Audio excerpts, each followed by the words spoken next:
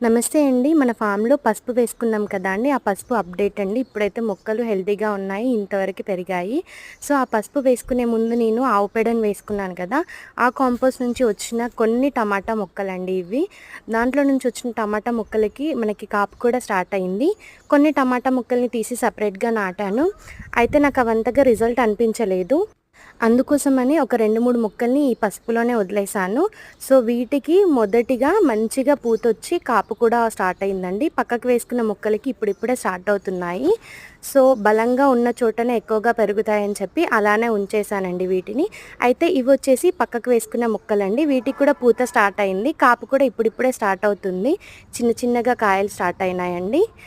పసుపు కాంపోస్ట్ నుంచే వచ్చాయండి. నేను కిచెన్ వేస్ట్ దీంట్లో ఏం వేయలేదు. నేను ఆవు పేడను వేసుకున్న. ఆ పేడ నుంచే దీంట్లోకి నాకు టమాటా మొక్కలు మొలిచాయండి. చాలా ఆనందంగా ఉంది.